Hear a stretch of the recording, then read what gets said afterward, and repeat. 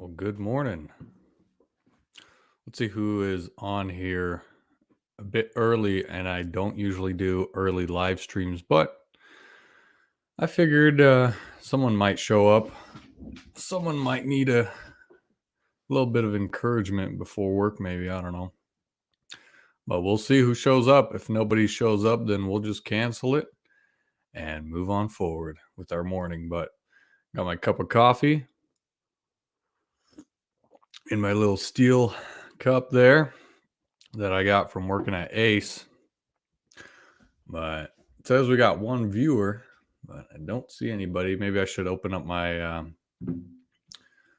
my chat on YouTube because I know StreamYard's a little slow. So I'll open that up, and I will throw out the link if anybody wants to join. If anybody's awake in the morning. See, copy, and we'll throw it up. All right, so this is a link for anybody that wants to join. Again, this is not a live Q&A or anything like that, so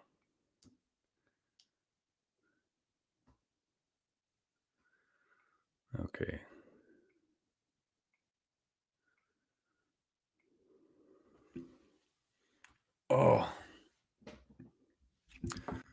Oh, let's see. We got Mr. Ken. How you doing, Ken? What's going on? It's early there. You're up at, what is it, 4:45? Yeah, 4:43 around here. Holy cow. 7:45 here, yeah. I woke up this morning and I could not go back to bed. I'm like, I usually don't do early live streams, but I'll give it a shot. Yeah, no, I had my my shot yesterday, my first one, and not good. I mean, I was up all night, the chills, and my arm is killing me, so I'm taking today off. Yeah. They said you got to relax. Some people have different reactions. Now, if I move my arm more than that, I mean, it hurts like hell. So, well, we'll see. Everybody's different, I guess. Yeah. How you doing, David, Man of Steel? If you want to jump on here, you can. Yeah, I sent you that message via Instagram for that. Ready to go. Perfect. I got, like I said, today off. I got about 30 more. I got to mail. I'm going to run out of stickers. I ordered 100. I only got like 30 left. Wow. But the thing that kills me, I mean, I don't care because, like I said, I love my fans and everything. But the international postage, $1.20 a pop, and I have a lot of internationals. A lot. I've already gone through almost 3 sheets, and it's what $12 a sheet. Wow. So, but whatever. Like I said, got a lot of good subscribers, good content stuff. I gotta throw some more videos out. I've got a free tractor I want to pressure wash it so it looks decent, and I think it needs a head gasket. I got 3 push mowers for tune-ups in the driveway. I got a 1959 wheel horse in Greenwich down by New York. He wants me to pick that up and fix it. A lot of stuff, just busy. Weather's perfect though, 70-something degrees, perfect. Huh. So, yeah, I just picked up my very first pressure washer, but it's a cheapo. It's a Ryobi electric pressure washer that I got for $99 at Home Depot. I like the electric ones because they're handy. They're very handy. Oh my, this one. Gee, I started it and I pressure washed my trimmers because me and the lawn care. I pressure washed all my equipment and it worked great. Oh yeah. I mean, it wasn't too powerful. And it wasn't that expensive. It didn't cut the bank. So $100, I was looking at a DeWalt with a Honda GX200, and I read some reviews. People were saying they had faulty pumps. So I'm like, okay, if I buy a $600 pressure washer versus try to swing it with the $100, and the $100 one worked great. So I just went with the $100. Yeah, I even hear people that buy the cheap ones at Harbor Freight, the electric ones work pretty good. I mean, I know Pate bought one at Lowe's, one of those what's that, blue cobalt, I guess it is, and he loves that.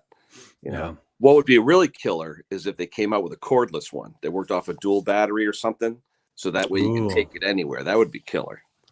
Like a Milwaukee one or something, or something with a dual. Yeah, but I don't know how long batteries would last on a pump type arrangement. It would probably pull a lot of torque, a lot of amps. Yeah. Have you seen that MX line for Milwaukee tools? Oh yeah, my buddy's got batteries. He was looking at the chainsaw. And let me see, it was a pole saw, and then he actually has the battery operated chainsaw, and it caught on fire. He used it. He got it as a gift because a friend of his reviews power tools as his job. People send him power tools. He has a YouTube channel, and he has so much stuff. He gave it to my buddy. My buddy fixed something for him, and he goes, "Oh, cool!" So he goes out in his woods. He's like, he said, "Oh, this is great! Oh, it smells smoke," and the battery like blew up. So yeah, that might be a future problem for us mechanics. Yeah, people bringing in their stuff that's blown up and caught on fire. Yeah, electric. Like I said, I've serviced electric trimmers, the trimmer heads and things like that, but I haven't done anything else like chainsaws or pull pruners or any of that. Yeah, I've done a lot of them when I used to work at the steel dealer. I mean, we had to warranty out a bunch of parts on them too. Even like battery operated stuff breaks down too. You got to warranty it out. Oh, faulty battery, it's blinking 2-3 red lights. There's like a certain color combination of the lights flashing and on these batteries that you got to figure out what's wrong with. So. Well, especially after what they pay for them, those aren't cheap.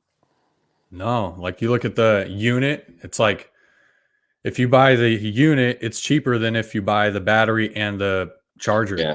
Well, it's like Milwaukee or Makita. Look for the deals. Right. Get 2 tools and 2 batteries and a charger. It's usually half price if you bought them separately. Yeah. So are your lawns up and running? I mean, you're full blown cutting or what? Oh, man, today I got 11. So I'm around 47 a week. Holy cow! So and that's residential and commercial. Wow. So man, I'm pedal to the metal right now. So we barely have any time to do any of these live streams or anything like that. So. Yeah, just don't burn yourself out. That's the main thing. Now do you do weekends too or no? No way. Okay. That was a problem last year and a couple of years back was I used to work weekends. Mm-hmm. And I felt burned out, Yeah. Within like the first few months of the hot season, I was feeling burned out. I'm like, no way, I need some help, but you can't afford to pay a guy right now. So yeah, it's all me right now, but I have my brother-in-law that, sometimes helps me here and there. So on big jobs, but I don't take on anything that I can't with 2 guys. Mm-hmm. So if it's like a 4 or 5 man crew, I'm not even going to bid the job because it's not worth my time. I've seen some of these videos on there where, you like Top Notch and all those guys, and some of these jobs they take on, even Spencer and the real popular ones. I don't know how they're making money on some of these jobs. Well, if you look at these Spencers and Top Notch, they're only like a 1-2 man crew. Yeah, him they're not, and they're staying small. Fired everybody, right? Top Notch, it's just him now, right? Yeah, he just let everybody go. There might be one guy that he kept, but more than likely it's I know there was like a time in his life where he fired everybody, but it's funny, like all these big YouTube guys are small guys. Yeah. Did you watch the one guy yesterday? You probably saw him. I forget his name. He had his apprentice or his young guy working with him, and he says, "Oh, set it for 2.5 inches." So he raises up the deck and he forgot to lower it after he adjusted the pin. He goes through a whole see that one. Time lapse, a whole acre. He goes all over the whole thing. Then he gets off. He looks at it. He goes, "Oh crap!" And he has to do. I've had that happen before. Oh. You mow a whole lawn. Yeah. And then you look and your deck's not even lowered and you're like, but the guy came out to him and said, "Can you lower it a little?" So he goes to him, lower it from 3.5 to say 2.5. So he takes the pin, he lowers it, and I'm looking and I go, "Wait a minute, he didn't lower back the deck." And I'm like, we're all seeing it on video. And then he goes, "Oh, and I'm going to show time lapse." And I'm like, "Really?" Oh, it's hilarious. Yeah. And he puts a little thing in there. "Did you catch what he forgot to do?" I was like, "Yep." So that was hilarious. It's funny. Yeah, we so I just I literally delivered 2 push mowers yesterday and a rider. This rider came back to me 3 times, Ken. 3 times. For what? It's a Kohler Courage 20. Should I say more? Yeah, like I said, you got valve cover leaking. Oh, I hate that. What do you do? Yeah, but do you use the cork gasket? Do you use Permatex? What do you use?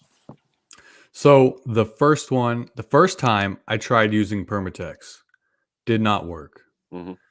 The second time I used cork, and then hold on. I take this whole back.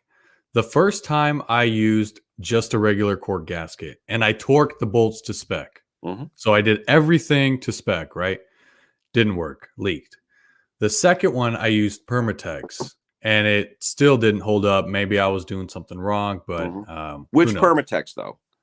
It was just a Permatex like gasket maker. You got to use Right Stuff. The stuff in the aerosol can, that is the best. The Right Stuff. Right, it's called Right Stuff. Permatex comes in a can. The Permatex silver can. It's aerosol, like a Cheese Whiz container. And you turn it upside down, and I swear by it. It's not cheap, but it works. It's better. It's like Honda. It's like the stuff Honda uses.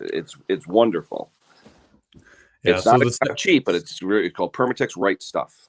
So yeah, and the second time I watched Terrell's video, his updated video. Yep. Because you know how you apply like the Permatex, but then when you need to do a valve job or adjust the valves and you take it off, then you have to reseal it.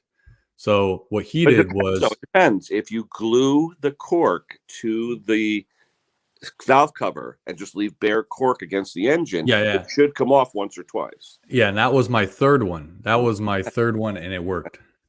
Yeah, so it's just like we used to do small block Chevys. You always glue the cork to the valve cover. That way you can take the covers out and off, do your valve adjustments. Yeah, So that one hold up. I have, as just yesterday, checked on it. It was dry as a bone. So far holding up. How were the bolts under the flywheel?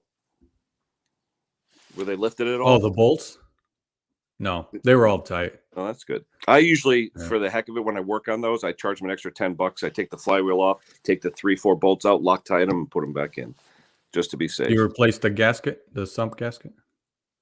Because I know they leak as well, right? I've had one I had to replace. That was it. But like I said, when the bolts start loosening and start shaking it, then it leaks like crazy. But I've had a few that it looked kind of dry, and I said, you know what, I'm going to take the flywheel off and Loctite them anyway, just in case. Because I've had probably 3 or 4 that cracked where the starter was. I had one that was like 10 thousandths from hitting the flywheel where the bolts walked up. So one guy was really lucky. And I had another one who sheared the heads right off. The damn thing was still running. It was pouring oil out. Right. Yeah, no, I hate working on these, honestly. And then he had a carburetor issue. And the funny thing is, like, you tune these up, right? And whatever you do, they still don't seem to run correctly. Like, I started his machine, it ran fine for me. Yeah. He brought it back with the valve cover leaking, but then after I replaced the valve cover, and started giving me starting issues. And I'm like, are you kidding me? All I did was replace the valve cover. Yeah. So I cleaned his carburetor. That didn't help. And then what I ended up doing was I just installed a cheap Chinese aftermarket carb that I had laying around on my other mower. Remember that mower I got for free, the Troy-Bilt Bronco? Yeah. I think it was a Bronco or something. Variators. Or something like that. But I had an aftermarket carb, and this mower is just sitting in the back anyways. But I had it, sitting in the back. I'm like, I'm just curious. Let me take this carb off because I know it's brand new and slap it on this guy's same engine. And it worked great. Fired right up. So I'm like, okay, this is a bring back. I don't want to deal with it anymore. You know what I mean? Like, oh yeah, when you work on the same machine 3-4 times, you're like, I just want it out of here. Yeah. I don't want nothing to do with it. So I'm like, you know what? I'm just going to install it and send it off. I'm not even going to charge him for the carb. I honestly do not care. And he's a good guy anyways. It's not like he was freaking out on me for making me bring it back, 3-4 times back to the shop. So he was all cool with it. I said, you know what, I'm going to cut you a deal, since it's been kind of a hassle with the repair, it's on the house. So he's like, oh man, you saved my life here. So yeah. So, in these kind of times or in these kind of situations, you just kind of, cut your customers a deal, here and there. I usually don't, but in this situation, I don't want to see it back in the shop unless it's for regular maintenance. Yeah. My problem is I have a lot of customers who they'll bring it to me for a full service. I do it. And then I won't see it for 5 years. When it comes back, it's been through the ringer and you see it's the same oil filter that you put on 5 years ago and all that. And they expect that I'm not even going to charge them to clean it. I'll charge them an extra $50 just to take it apart and clean it because it is so filthy and so nasty, And I'll tell them that up front. I had a guy I'm doing a video on.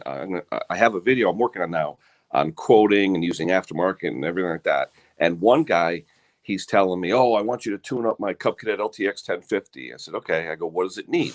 I want everything, belts and everything. Okay, so I gave him a price. I think it was like $300 for everything. That's OEM. Okay, not crap, OEM, and because the belts, just the 2 belts, $100. Okay, Right. so he calls me back. What? He sends me an Amazon link to 2 cheap Amazon belts, and I said, "Good morning, David." And I said to him, I said, "Look," I said, "you know what? I'll drop the price $50 if you supply the belts, okay? But if the belts fall off or if anything happens because of those belts, on you." And Yeah, no guarantee. No it's guarantee. ridiculous, especially MTD. For some reason, the Bolins, the Troy Bills, the Cub Cadets, anything with MTD, if their belt isn't the OEM belt, you go, especially on the cheaper ones like the Pony and stuff like that, you lower that deck. And as soon as it gets like to the 1 or 2 position, the belt wants to fall off. It works great when it's fully up, but as it goes like at an angle, it wants to come off. And the ones that you get aftermarket are usually a half inch too long and they fall right off. And that's what I said. On that, especially MTD's, Cup Cadets, all that, only OEM, only. You know. Yeah, that's true. I honestly, I rarely buy belts online. I have a local shop down the road that has so many belts. Yeah. I just go in there. He takes a measurement. Oh, it's 5/8. Oh, it's half inch, whatever, and he compares them. He's like, "Here's your belt." So yeah, I don't think MTD's ever made a fractional belt, either half inch or 1 inch. I don't think so. I think every one of the belts, 15 32nd, 7/64s. You know, it's always something messed up where it screws up. yeah, right. Yeah. What's up, David? Not much, man. Not much. How's the Hey, weather? David, it's early over there too, huh? Who's getting snow? I heard people out in Indiana are getting snow. Yeah, we got some yesterday. Wow. Heard people in Dubai are getting snow. Did you hear that? Yeah. Well, they make it themselves, don't they, with all their money? They actually, no, they do. They actually have an indoor skiing facility in Dubai where they make their own snow. Wow. Much money over there. Never heard of that one. But all I could think about was all the Lamborghinis and Ferraris drifting around the streets in the snow. I'm like, man, love to see that. That's the oil. That's the oil money. Yeah, right. Yep. What are you working on, David? Anything good? I got the parts for that chainsaw. I had that Craftsman 16-inch. I got the clutch and the drum yesterday. I gotta find a chain. I still gotta get the chain for it. I'm gonna make it sing like sweet cherry pie, no matter what. Oh, that's right. That's right. That's what I want to hear. And Well, it sounds like you're staying busy. Yeah. Today I had a customer. He's got a 0-turn. It's a Kawasaki. He's coming to get me today. I gotta go over and I gotta make it run. Oh, is that the guy that you're gonna go to? He's gonna pick you up and you're gonna go with the tools and repair? Yeah. Nice. Yep. Make sure you grab every single thing. Yep. Got everything. Why is it a part? He said he took it to a technician, and they said it was a valve adjustment. I get over there the first time I go look at it, completely dead. Completely dead. Battery dead, everything. And he goes, well, I got a charger around here somewhere. My son's got one. So anyway, I said, well, I really can't do anything with it without the battery. I got to know what's going on with it. Because he said it would, like the valves were out of adjustment. It does, some of them do act like that when the valves are out of adjustment. But the battery was so completely dead, I couldn't tell. Yeah, but let me ask you. He brought it to the dealer. The dealer said the valves need adjustment. Why didn't they adjust it? The technician. I don't know. Okay. I was just saying, the guy, if he troubleshoot it. Wait. Did he not want the dealer to repair it because it was expensive or what? I guess he didn't really go into a lot of explanation. Because usually they charge you just to troubleshoot it, Yeah. And Yeah. I guess he saw my Google ad on Google, saw that I had a 5-star. Yeah, but you know what's funny about that with Google and all that Yelp and all that crap? I've never advertised. Okay, I had one guy 10 years ago put in a Yelp comment. Oh, Ken's great. Da, da, da, da, da. Now you put in Ken Small Engine Repair. It's got my address. It's got all. I'm like, Yeah. What the hell? I never did any of that, and it's all over the place. Yeah. Now I'm getting calls from people. Oh, I saw your Yeah. ad. I don't have any ads. I saw your name on Google. Yeah, it's crazy. I don't know I'm how, looking but I saw it. at my address, everything. People are dropping stuff off in my driveway. I don't know these people. Yeah. Crazy. It's crazy. Yeah. I How got you doing, over- Tyler? Morning, pal. How are Hey, you? Tyler, How's everybody doing? Good. what's going on? It's early. Way too early. I couldn't sleep, so I'm like, you know what? I'm just gonna wake up and see who's online, and if nobody's online, then I'm just gonna, start my morning off. But it's always good to start our mornings off with a little bit of encouragement, a little bit of Oh, talk from all these guys. So yeah. So, But so David, yeah, he's gonna go and pick you up today, and you're gonna go and repair it. Did he get that battery charged at least? I don't know. I'm going to find out when I get there. Yeah. Dave, do you have an on-the-road box that you use with special tools versus what you have in the shop? How do you do your on-the-road stuff? Actually, right now I just got a box with all my tools that I regularly use in a box. I just take it with me. Because But I got I on the road got- box. I bought a Yeah. special set of tools just for on the road repairs. But you know Yeah. what? You drive 30 miles. Oh crap! You get there and there's that one tool you forgot. And I've done. I actually had my daughter one time. I was at a customer trying to do a blade sharpen on a tune-up I did on a John Deere, and I didn't have a deep well 14 millimeter impact in my box. Don't ask me why. So my kid was actually working at Home Depot at the time. And I said, when are you getting off of work? She's like, 5 minutes. I go, all right, grab one of these and drive to this address and stuff. Yeah. So, because when you're miles away, what are you going to do? Mhm. You know? You say the guy's what? Right. So, What's that? What was that? Did I hear the customer's picking you up and bringing you to the machine? yeah, Yeah, that's Yeah. a first, right? it's strange, isn't it? How far away, Dave? You talking far away or? He's no, he's not very far away. Okay. No, he's like 15, 20 minutes away. Yeah, For me. Yeah, but still, that's time, gas. I mean, it What? adds. Yeah.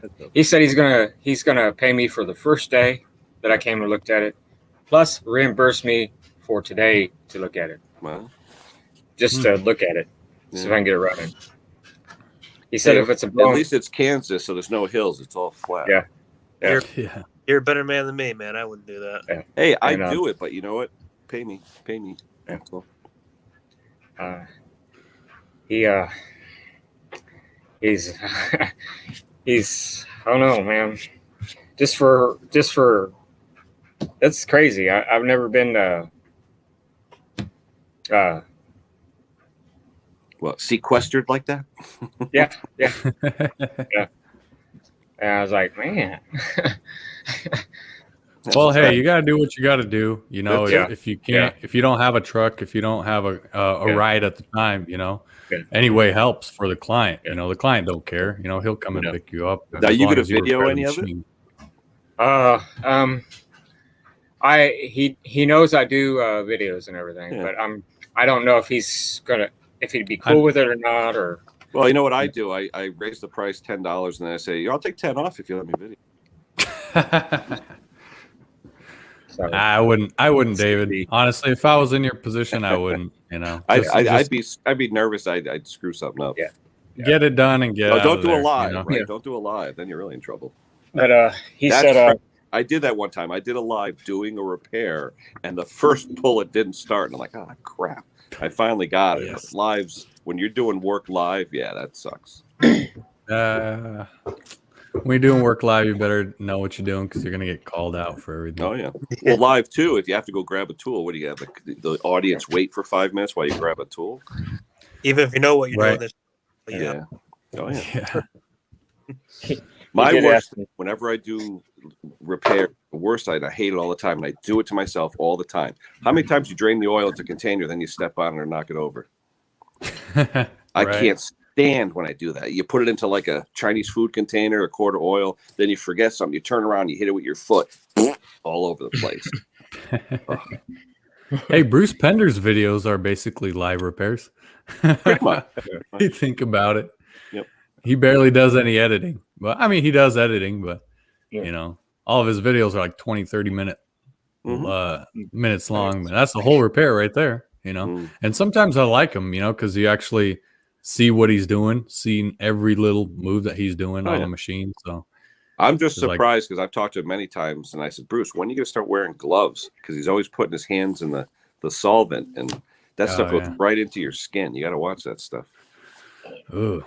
Yeah, I could care less about what people say. I wear my gloves all the time. Yeah. But it's hard to find.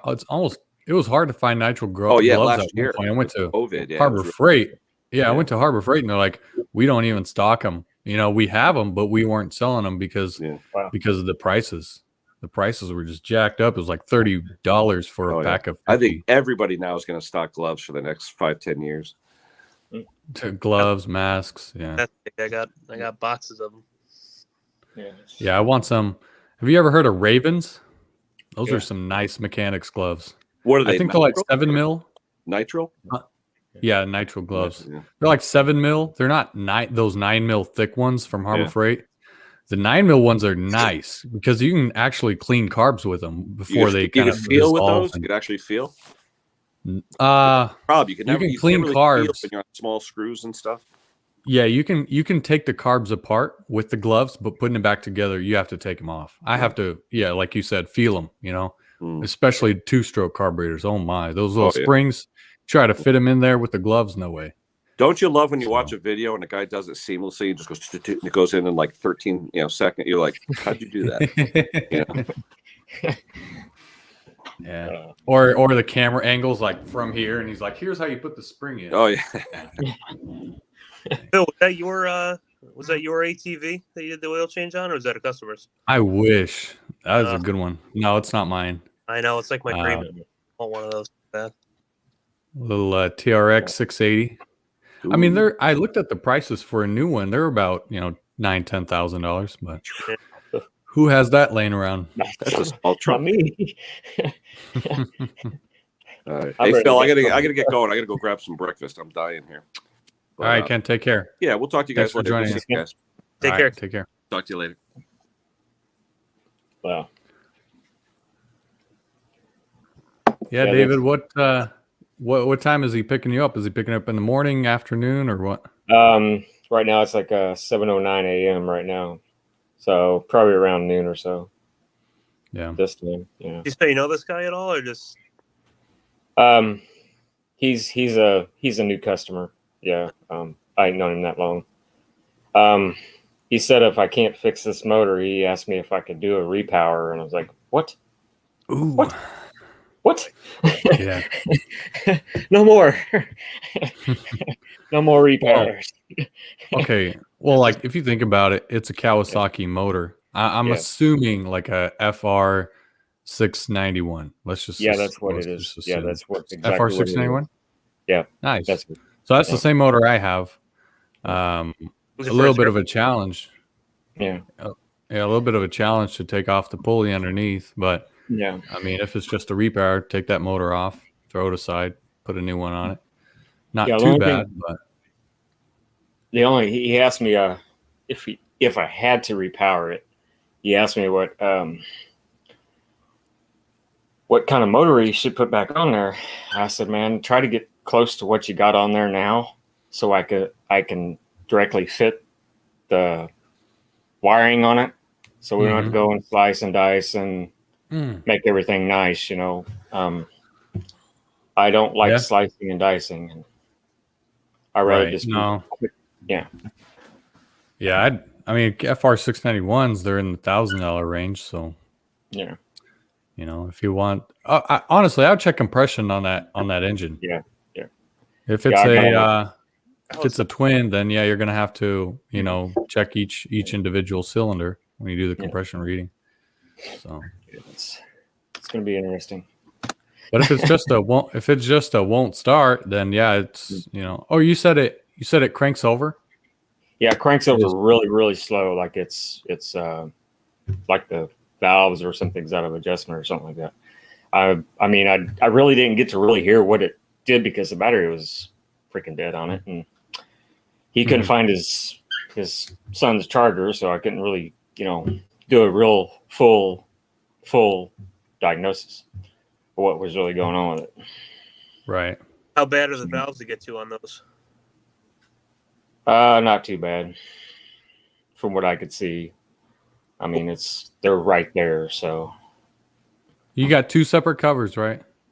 um, I mean, for each cylinder, if it's a twin. yeah. Yeah, this should be in the front, kind of on each side. Yeah. Not too bad. But yeah, I haven't even had to look into my valves. I mean, my engine is 3 years old. It's got just over 200 hours on it. Yeah. And daily maintenance, checking the oil periodically because I'm mowing 45 lawns and I'm not using this mower for all 45. Yeah. I mean, at least half. But I have to constantly blow out my air filter every single week at the end of the week. Yeah. Check my oil, and then lube up all of my Zerk fittings, make sure my tire pressure is fine, and clean off the machines. All this daily or weekly maintenance on these machines will make them last longer. I mean, that's just the common. So like with people that use them residentially, I mean, they hardly ever check the air filter, check the oil, and then they run low and then they burn up their motors. So I see a problem with that. Yeah. That's why I do all my repairs, because I wouldn't be able to afford to take my machines to get them tuned up at the shop, every week or every once a month or something like that. So, but yeah, I hear a lot of good things about those Kawasaki's. I have a Cub Cadet, smaller one, LTX 1045, and it's got the Kohler bridge on it, 20 horse. Mhm. But some of the bigger models have the Kawasaki's on them, and I hear a lot better things about them than I do the Kohlers. This one, I just had to replace the valve cover gasket. It's a cork gasket, and they're, I guess, to go. So I had to replace that, and I put some of that Permatex gasket maker on it. yeah. It took me 2 seconds, but the worst part was just cleaning all the oil that had caked on the engine over the last year. So when I didn't realize it was leaking, because it's it's hard to tell. And I guess in doing some research, I guess they're known for that. And cork gasket, it's Yeah, it was a single cylinder, right? right. Yeah, with that shiny little one in the front, the valve cover. Yeah, I just talked to Ken about that. I had a bring back because I replaced the valve cover with the cork, and I torqued the bolts to spec. Honestly, I'll be honest with you. I made a video on it. I know there's hundreds of videos out there, but I made a video on it, and I had it in my queue, ready to go, ready to be uploaded or pushed live on Friday. And I'm like, okay. So, and I had it done like 2 weeks before that. And then I get a call from the client. He's like, hey, it's leaking. I'm like, oh man, are you kidding me? Yep. So it leaked. And I'm like, okay, well, if it didn't work, then I'm not even going to push the video live. There's no point. So I just deleted it. Waste of time there. But anyways, the cork didn't work. So I'm like, okay. So I started looking at alternatives. And what I did was I did the Permatex, and then I threw a cork on there on top. That's exactly what I did. Yep. Yeah. So and then I let it set for, I think it was I think I had to let it sit for like an hour until it was like a little bit tacky, and then I threw the cork on there. So I didn't throw it right away, but I let that little Permatex sit for about an hour. Yep. And then I threw the cork on there, and then I installed it. Place. Yeah. Yep. And then I didn't even torque the bolts to spec. I just hand tightened them and felt to where it felt tight, it wasn't going to go anywhere. And after that, it didn't leak. So it started, ran fine for half hour, didn't leak, got it nice and hot, and no leaks from that point on. So I'm like, well, I think I found a solution. What's his name? Terrell. Terrell's got a video on that too. I was watching. Yeah. I watched Terrell's video. I watched Bob's video, the double wide 6. Mm-hmm. I watched his video, and I kind of like took both and put them in one. And I'm like, okay, if I take both of these and throw them, and do the repair, then it should work. So, and it did. So took me about 5 days to Permatex off my hands, but gloves. I Get the can't. gloves. Mm-hmm. You'll save your fingers, You'll save time. You'll save, I know a guy that never wore gloves for the 20 years he did small engine repair, and his fingers, he lost feelings in his fingers Yeah. because he dealing with gasoline all the time and carb clean, so all the chemicals. Yep. Yeah, I don't use the gloves either, and I should. Yeah, I should start. I had this degreaser. It was made by Castle. That was, I think my old man gave it to me like 10 years ago. It's been out of, they don't make it anymore. It was like this foam degreaser that I just sprayed on there, let it sit for 20 minutes because it was all over the block, everywhere under the. Yeah. Rinse it off and it worked like a charm. I can't find anything. I know, but was it? Is it one of the products? Super Clean or something has got a foam degreaser. Maybe Yeah, I have a little bit left, and I'm gonna try it with the pressure washer that I just bought. So, got to use up that stuff. It's just laying around. But Yep. Yeah. yeah, Super Stuff Clean's works been great. sending a lot of people the product. I've been seeing a lot of Super Clean reviews, so I'm like, oh, just Sometimes picking a lot of creators out there that are making reviewing the product. So I'm like, well, they must have a lot of product on hand, but yeah, that's not always a good sign.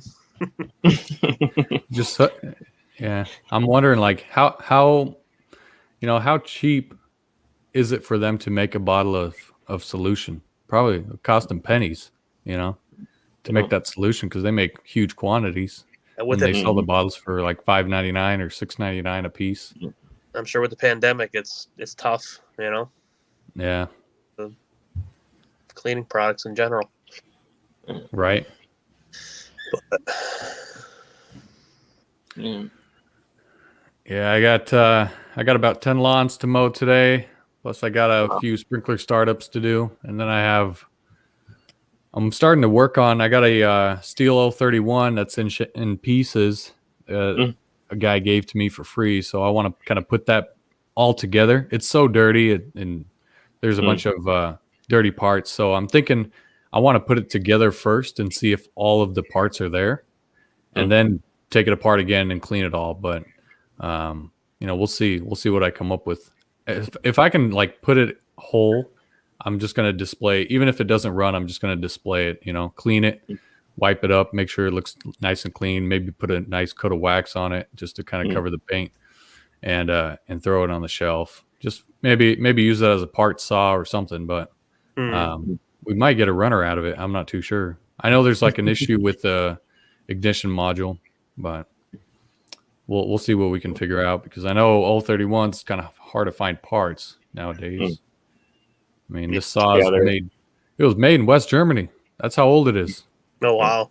So Yeah, I saw a video on where they're going to start making fuel injection steel chainsaws. they're already making them. MS 500i. They're going to be coming out with a MS 200i. So 200T-I, whatever. It's the most powerful top handle saw that Steel makes. So it's going to be fuel injected. It should rip right through all the limbs. But I think I haven't got any feedback. Well, actually, I watched some videos of some arborists like, oh, fuel injected is the new thing. It's amazing. So that's why they're going to be making them. But I've seen Steel making top handle battery operated saws for arborists, and New stuff for us to. I just see a climber go up into the tree and not check to see if his battery level's okay, and then he goes up and makes a cut, and it's like, and he sees that his battery's low, and he's like 200 feet in the tree, and he's like, oh, great, didn't get another spare. The Cub Cadet tractors that are fully battery operated, man, that's crazy.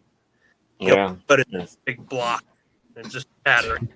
That Bluetooth, so that way it syncs to your phone for the hours and engine health and fuel, and it's just crazy.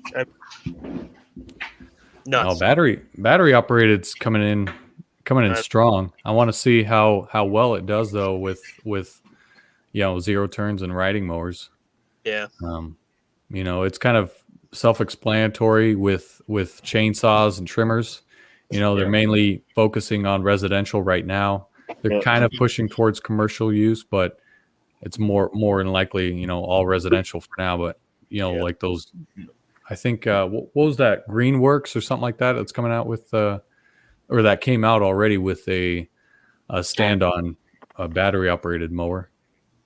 I think I saw it. They got like 6 huge battery packs in the front, right on their deck. So, but I don't know. I don't see myself using a battery operated zero turn. Yeah. It's like one thing. The last thing I want to do is it die on me, throughout the middle of the route. Right. But I'm sure guys, install solar panels and charging systems on their Sure, it'll be awesome. enclosed trailers. Yeah. Yeah, people still need, the regular tune-ups, blade sharpenings, replacements, grease, tire repairs. We're not going anywhere. Right. Yeah, it's just going to be, cleaning and maintaining batteries instead of carburetors. Yeah. So less fuel spills. Charging them. Yeah, right. No oil. Yeah. Oh, actually, no, I take that back. There's still going to be transmission fluid. Yep. So. Yep. But I think I kind of want to see. I want to see where things are going to be heading in the future. We're going to be looking. We've got to be looking towards the future. Future repairs. I think I did that podcast episode on future small engine repairs, but got quite a lot of feedback from it. People were saying petrol isn't going anywhere. Fuel's not going anywhere. Well, we'll see. It'll be a Who while. knows how? If the economy tanks and removes fuel from. Makes all the automotive vehicles, battery operated and powered, but who knows what's going to come out with what. Yeah. But. Yeah. Me personally, I want the gas. I don't want to mess with them batteries at all. Nothing to do with it. I prefer working on gas engines only. And if it puts me out of business, then, so be it. What's the problem, David, with working on a battery operated chainsaw? I don't know. It just feels weird to me. I worked on small engines with gas and oil, and it would be a weird change for me. I'd have to go learn how to relearn everything over again and learn how to work on battery operated stuff, and I just don't know. So you're just so used to battery, or so used to gas operated engines, right? Yeah.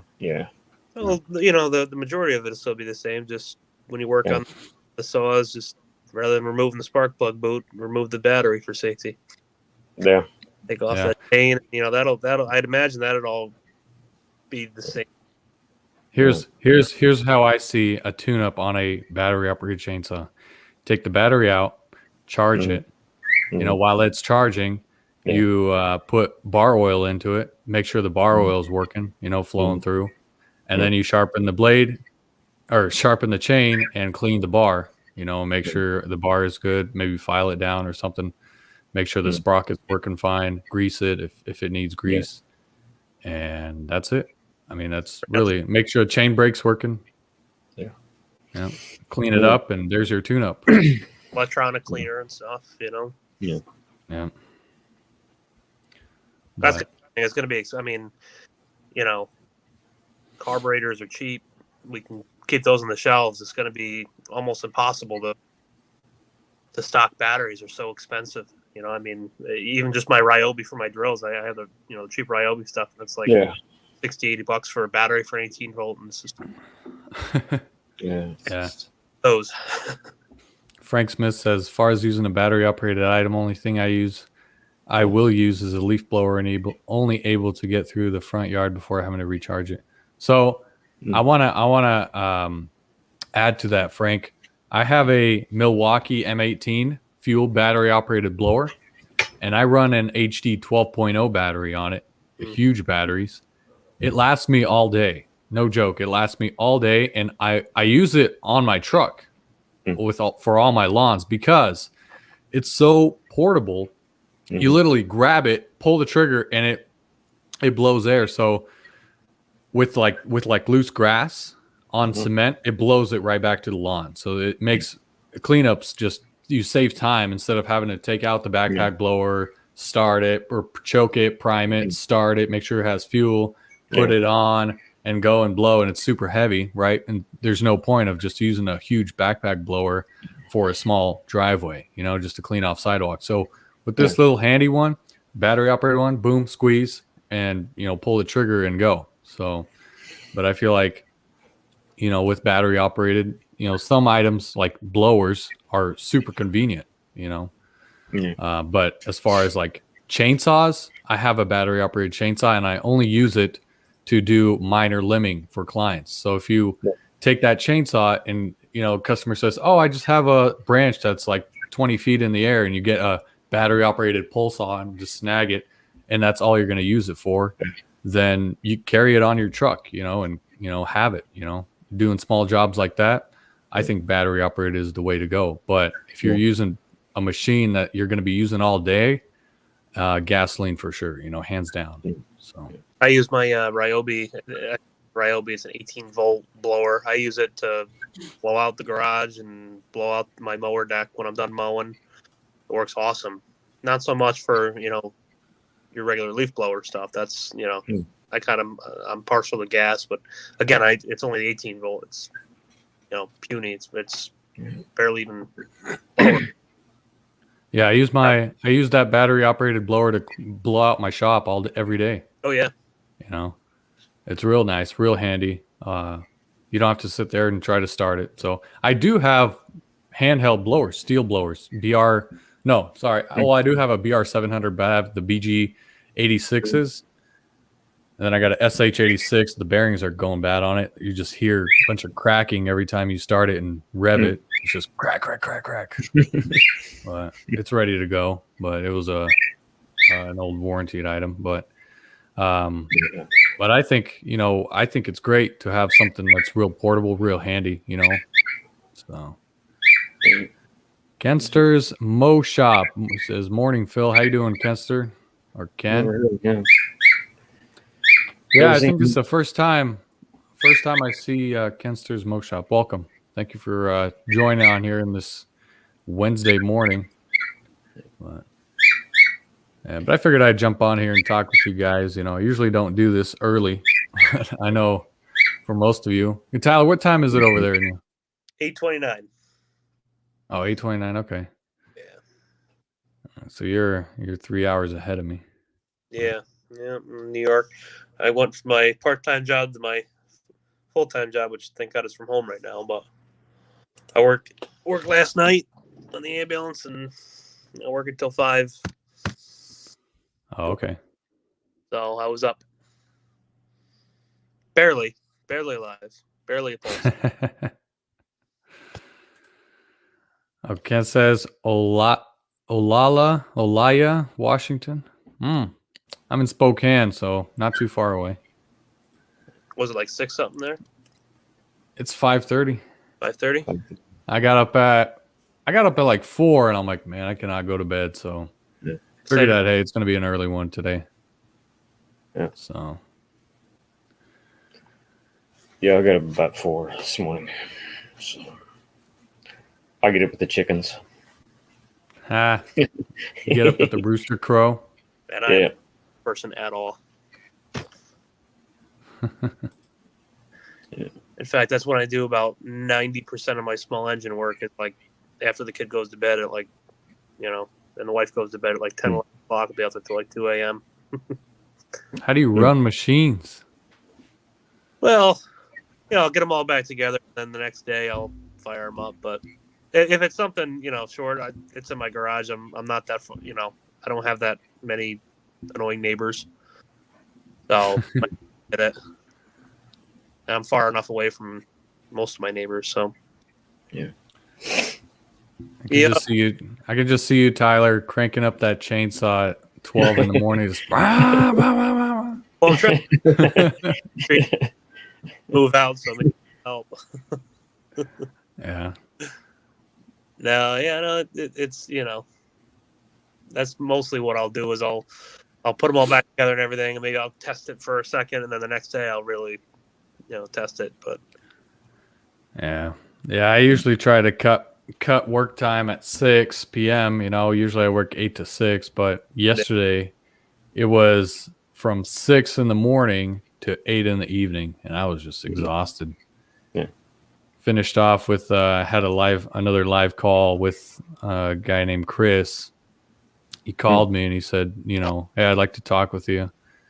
And so we set up a live call, did a podcast episode. So we talked about it was actually interesting. He charges $75 for his diagnosis fee. Ooh. $75. Like But he makes a very good point why he charges that much, which you'll hear in the podcast episode if you want to listen to it all. But very interesting, And when I heard it, I'm like, the first thing I asked him, I'm like, okay, so what if a cheap, 2-stroke Weed Eater brand Weed Eater comes in the shop that's not even worth $75? They sell them new for $75. What if that comes into the shop and it's definitely not worth repairing? Yeah. And he's like, I don't even take those on. Yeah. Those do not come into my shop. I just say, no way. I only work on things that have value. Riding mowers, ATVs, UTVs, you name it, things that are over at least $1,000 in value. I mean, it's when you think about it, your time doing a diagnostic is time that you could be doing something else. So it makes sense if he charges that much an hour of labor. Mm-hmm. Yeah. Right. Yeah. Frank Smith asks, panel, do you use True Fuel or do you mix your own? I mix my own. I don't use True Fuel just because True Fuel is so expensive. I think it's like $10 for one of their canisters. Yeah. At my local Ace Hardware, they sell True Fuel for about $10. I mix my own. You save more money just making a little 2.5 gallon mix instead of buying the can. So, plus, I love my pump. My local pump has ethanol free fuel, anyways. So I use that with Steel HP Ultra Oil, which is a full synthetic blend, 50-to-1 mix. So never had any issues with it. I keep True that shelf just in case it's the customer's about to come back and I'm like, oh man, I'm out of fuel in my can. I don't feel like going to the gas station or something, or even my own equipment. I always got it on the shelf, like an emergency backup type thing. Yeah. I think I did that. I mentioned that when I was doing my video on the fluids and chemicals. Yeah. I always said, keep a can of pre-mixed and regular fuel on your shelf or in your toolbox, wherever, just in case that happens. You run out of fuel and you're like, oh, I can't even test this machine, so it'll come in handy. You never know when it will. Actually, I probably had stuff there for coming up on a year. I should probably use it or swap it out or something now. I don't know. That stuff go bad? I mean, regular fuel. I think it goes bad after a year. That's what I've heard. If you open it, if you don't, there's a shelf life of 2-3 years, maybe. Yeah, but I wouldn't know for a fact. This is just my opinion. I don't know for sure, but I think that's what I heard too. It goes bad after so long. Probably been about a year. Probably use it up. Roadrunner, how you doing, man? Good morning. Good to see you.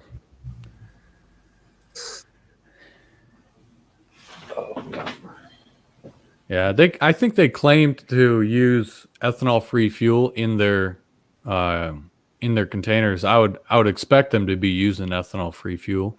Yeah. But last time I used it, I don't remember what the back says on them, but I'm pretty sure that they use ethanol-free with their own type of 40-to-1 or 50-to-1 oil that they throw in there. Because I know they make 2 different kinds. They make a regular, or 3 different kinds. They make a regular, they make a 40-to-1, and then they make a 50-to-1. Yeah. So. Yeah. But I've never looked into canned gas other than emergency fuel. But I've always mixed my own. Yeah, I can't imagine having that as your primary. That's oof. And for like a whole gallon, you're going to be spending $30. Yeah. One gallon. Yeah. It's like 25, 30 bucks, whichever it may be. That's expensive. That's crazy expensive. I filled up at the pump the other day, my 2 cans. 2 of my cans. I got a 5-gallon and a 2-gallon. It was like $28. I could not believe it. Man. Man. Oh, Gas is going up. it's Oh going. yeah, it's horrible. I was Thanks, disgusted, Biden. but I'm like, oh Lord.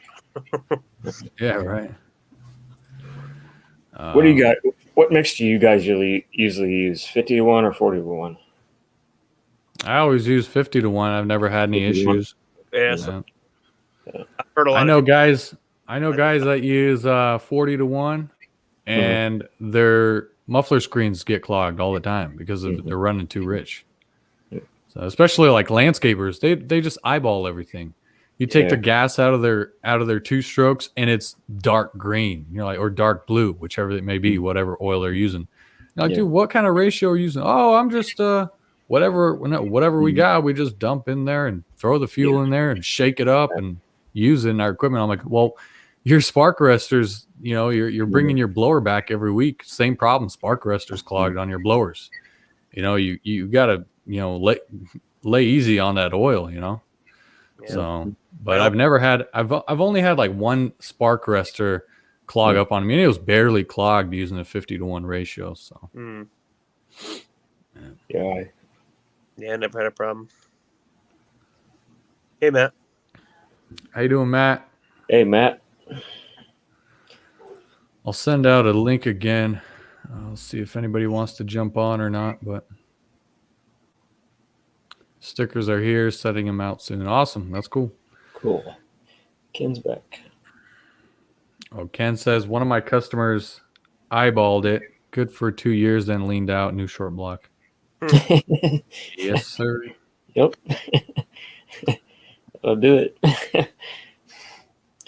This ain't no food recipe. You got to take No. it seriously, or you're going to be Yeah. replacing blocks Yeah. or Yeah. cleaning muffler screens. Mm-hmm. I've had that happen where so much carbon builds up in the exhaust port, and then that carbon breaks off and goes back into the cylinder and scores up the cylinder or makes nicks and things in the cylinder. And the saw, or usually it's a chainsaw, they lose compression, and then you got to replace the block, replace the piston, and do all that. So not fun. That's why daily maintenance, or not daily, but weekly or monthly maintenance is always key. Especially for me. You ever use the can't remember if you're a fan of Seafoam or not, but the Seafoam spray? Mm-hmm. Clear Yeah, look. I've used it. Oh man, that stuff works wonders.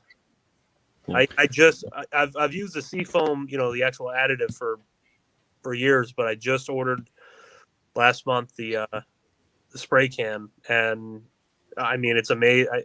I swear to God, it knocks off all the carbon off the pistons, and you let it, you spray it in there, and you give it a couple pulls, and then you let it sit overnight. The next morning, it starts for a pull. It's amazing. Are you talking about the fuel injector cleaner? The spray can with the little straw on it? Yeah, with the straw that kind of is hooked into little extender, and it bends. Yeah. I've never seen that one. Air and lube or whatever.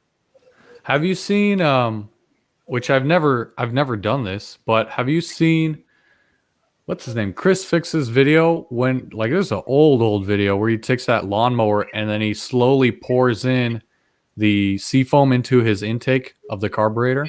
Have you seen that? No. Yeah, so he has the machine running and then he takes the air filter off, takes the seafoam and slowly pours in that seafoam into his carb. Like the and it starts Yeah. what? Like the additive, not the spray. Not the spray, the additive. Oh. And then he takes it and slowly pours it into the carb, and it wants to die, but then it smokes a bunch. It wants to die, but then it's goes back on, starts back on and runs. So he keeps on doing that. Yep. And then he takes a before and after picture and compares. It actually cleaned out a lot of the carbon off the piston head. That's what you do with the spray. That's what the spray tells you to do.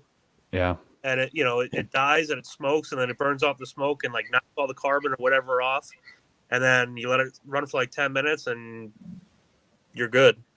Mm-hmm. So actually, that guy in Long Island Mowers and Blowers, that's where I saw it. And I'm going to order Canada's because he does the same thing. He did the same thing with a Lucas Oil. Henry? Right. Henry. Yeah, I think he's sponsored by Lucas Oil. He is sponsored by Lucas and Seafoam now. Oh, and Seafoam? Wow.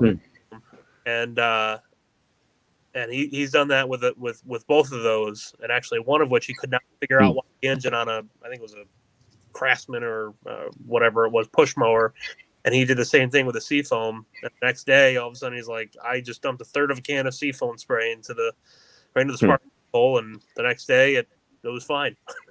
Right. But I mean, that stuff works wonders. Right. Yeah. Well, I always think like, is it necessary to do like a Seafoam treatment or a Seafoam tune-up treatment on anything, on a chainsaw, on a riding mower, push mower, whatever you got? I send out personally.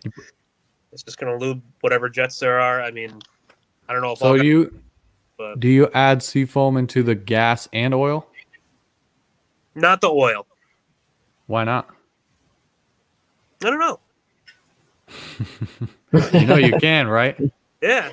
I know. I never have. It's so I just threw some into my zero turn, and we'll see what it does to my Cowie. But I want to. I've done it before. Yeah. And it's just you got to put a little bit in the oil, put a little bit in the gas. So it might seem off. It might seem like you're doing something wrong, but it says clearly on the can. Good for gasoline, good for oil. So I didn't know that. I've never done it. I don't know why, but I just never have. You feel like you'll ruin the machine? No, I just never thought it was necessary. I'm looking mostly to treat on me, especially if I'm not doing if I'm on a tune-up and it's got a full tank of gas in it.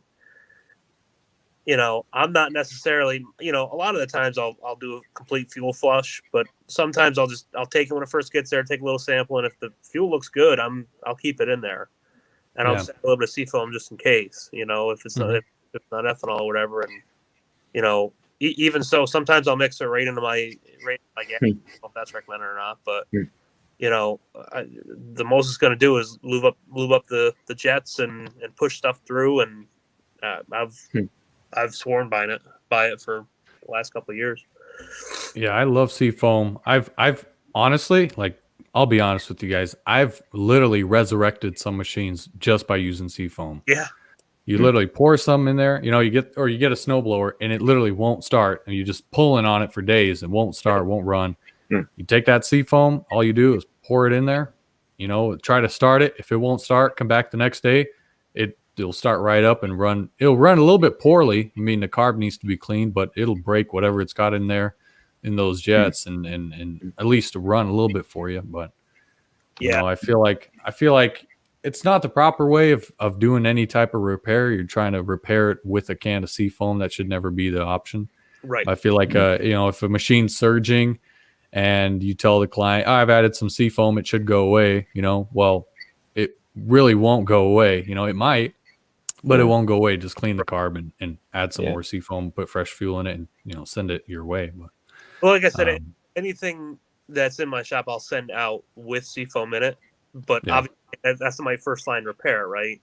But for flipping cells, if I get a machine where it's it's just running like crap, and I get it for free, and it's surging, and I add some Seafoam and it stops, I'm just gonna list it. You know what I mean? But for a customer that's bringing their machine to me, obviously that's not going to be my repair method. But I've had plenty of them where it surges, or it doesn't, it starts hard or whatever, and I just add that Seafoam in there and give it a few pulls, and then you're fine. Could just be pure luck, but I don't know. I've waited many times for pure luck. Yeah, I've used Seafoam. I've also used Startron. Some people said, have you never used Startron? I know your favorite is Stable. Stable. You love that Stable. What?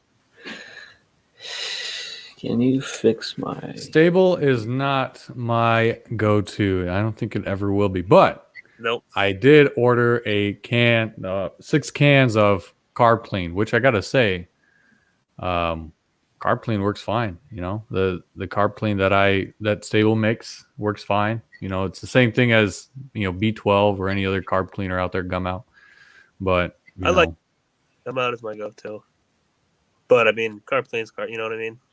Yeah. Who is this poo brain? I don't know, but I'm gonna get him out of here. This is yeah. Yeah. If you want to comment those kind of things, not the best time to do it on here. But anyways, it's been about an hour or so. Yeah. Man, David, you got to get to work. What are you doing?